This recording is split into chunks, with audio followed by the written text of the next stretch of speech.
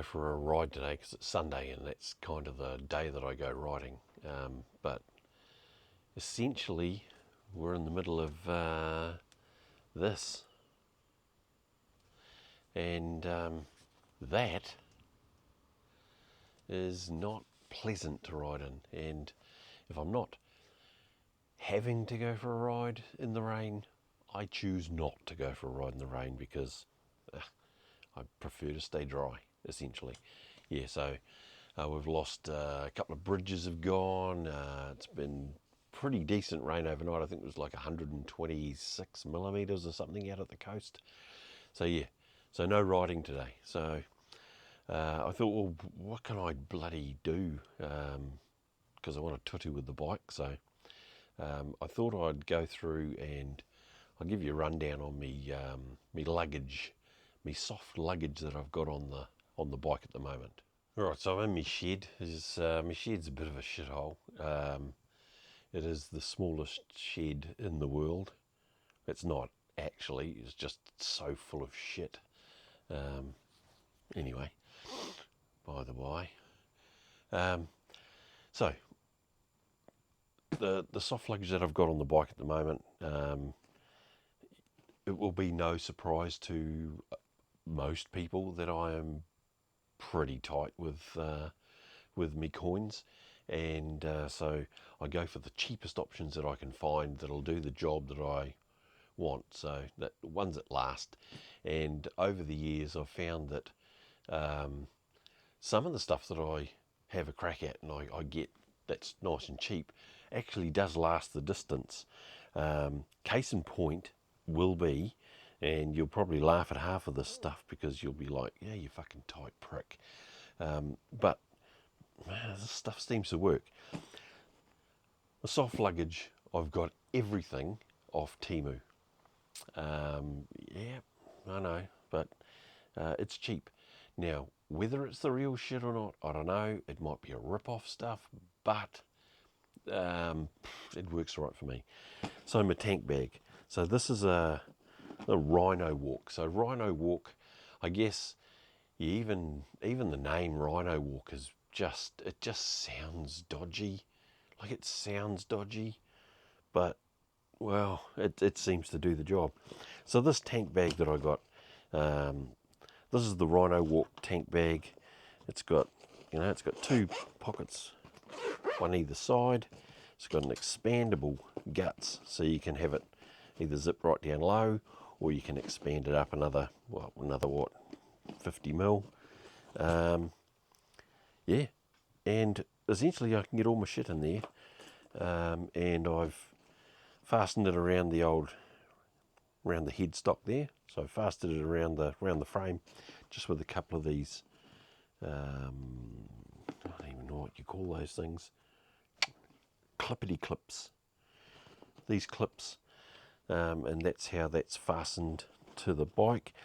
What I've done here, I've just gone through the frame, and these are just like bloody looped onto there, and fast release clips on here, so I can take this fully off. Just leaves these tabs running, and you can ride the bike without the tank bag on. Seems to work. It's a good bag.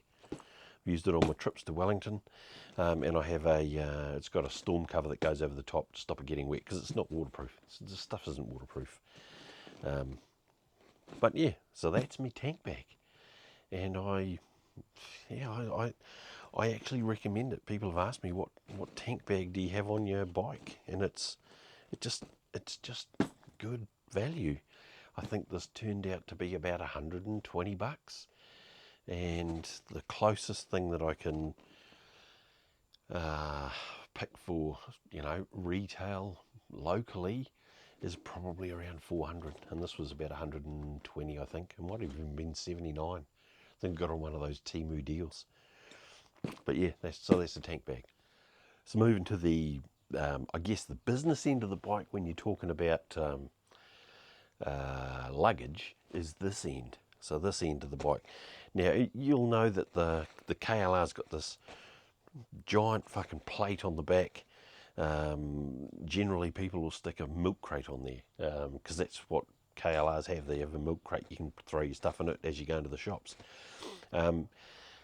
This is the adventure model, and it came with hard pannier side box. You know, boxes for either side. They're plastic. They lock. They're really good. Like I've still got them. They're up in the in the fucking plethora of shelves that I have. Over there are the two Kawasaki side boxes. I've never used them apart from going to the dairy. I put them on one day to go and get some milk. But essentially, I took them off and I did a bit of, well, I'd like to say I did a bit of research to find some decent soft bags, because you know I've watched a lot of sort of around the world overlanding fucking videos on the internet about people going everywhere, and you know it was hard panniers if you're going off road and you fucking come off, you fucking get trapped under them and all this sort of shit. I mean, they have their they have their good points and they have their bad points, but then so do these. So these are soft bags. Soft bags have their good points. So if you get your leg trapped between, I don't know, the foot pegs and the bags themselves, they're going to have a bit of movement in them. Whereas if it was a hard pannier, there wouldn't be any. Yeah, the chances of sort of doing some damage to your leg a little bit higher. But on the flip side to that, the hard panniers are lockable. So you go somewhere and you want to take your boots off and change into some, I don't know, some shoes to go for a zip down to the beach or something. You can put your boots in the fucking side panniers, lock them, and off you go, and no little scrote can come along and flog your boots. So that's the plus side to those. Again, I went with Rhino Walk. It was a bit of a toss-up for me with like Rhino Walk. I was like, what the fuck? Who in their right mind names a company Rhino Walk? It just doesn't seem to be, I don't know, mainstream. So I looked at all the other soft bags that were available. Some of them had pretty weird names as well, but the majority of them were very expensive. Like, you know, Giant Loop. They're good bags. They're expensive bags. But even that name, Giant Loop, and the ones you could buy had fucking giant big GLs on them advertising the bags. I'm not into sort of zooming around with fucking stickers advertising every sort of bag and shit I've got on my bike. So these Rhino Walk ones were my bag of choice, and I bought them, sort of thought, well, I'll give them a try. If they're shit, they're shit. If they're not, I haven't. If they're good, I'm okay. If they're not very good, I'm not out a fuckload of money. So I got these Rhino Walk side panniers that come with a strapping system that runs basically like a set of saddlebags, and they tie to the frames that are already on the back of the 650 Adventure, which is for the hard boxes. So essentially it's got its own pannier system in there. So these bags tie straight to them. I'll show you those in a minute. They're super waterproof. So I went to Wellington. I've been to Wellington a couple of times, and as you'll know, if you've watched the videos of me going to Wellington, I rode in some fucking pretty torrential rain. Like, it was bucketing down. Everything in these bags stayed fucking bone dry, like absolutely bone dry. There was no water in them at all. That's the side panniers. I'll talk about these later. So the side panniers, perfect. They were absolutely waterproof. I didn't have to use dry bags in there, but I did. I used dry bags anyway, but when I got home, the bags were totally dry inside, and they're really good. Now these were, I think I spent $170 on these side panniers. And they're 24 litre bags, so I've got 48 litres over the two bags, 24 each side, and that fits the majority of my gear.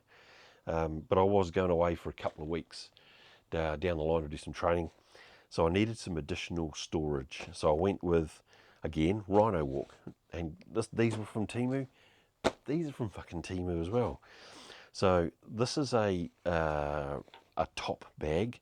Now this is a 20 litre top bag, and I've got two 10 litres, one for each side. So keeping it balanced. So I'd essentially have the two panniers filled up at 48 litres. Then I'll have two 10 litre bags on either side of this and a 20 on the top. It's 88 litres of gear over the arse end of the bike. And did the bike notice the difference? Yeah, I think it did. So in strong crosswinds, I didn't even notice it. The bike stayed on the road a lot better. It's really well balanced with, you know, having the weight distributed like that. So up in here, I'd have things like I chuck my laptop in here, all my charging gear and that sort of stuff. I had additional boots and riding gear in here because, you know, I needed a second set of boots down where I was going. I didn't take a tent and that sort of thing because I had accommodation all the way down, but I'm going back down again and I'm going to take a tent this time, so I'll be limiting my gear that I'll take and substituting a tent and a sleeping mat and all that sort of rubbish as well. But these bags here, so these are Rhino Walk as well.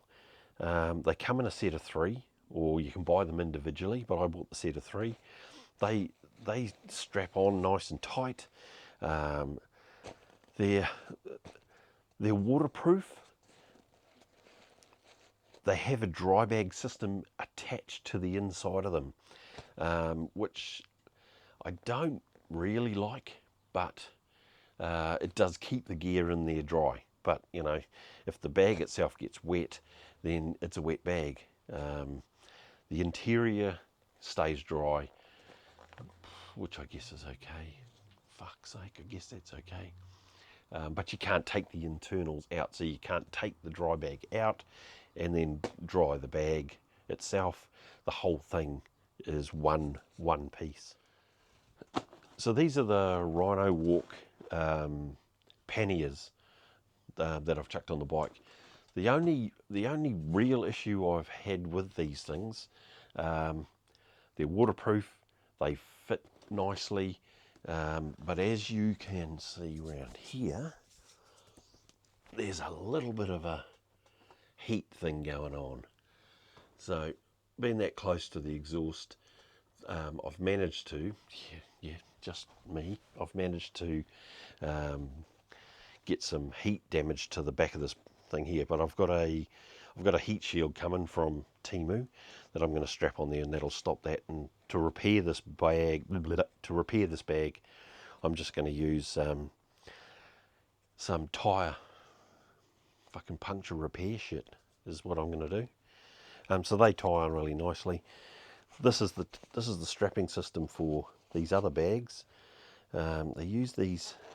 They call them, I think they're called G hooks. And they hook in under these straps here, and then they just buckle down. Yeah. So that's me rear baggage system on the KLR. So you can see how filthy my garage door is because I don't clean it, and how messy my shed is. Yeah, I should really clean it. Too easy.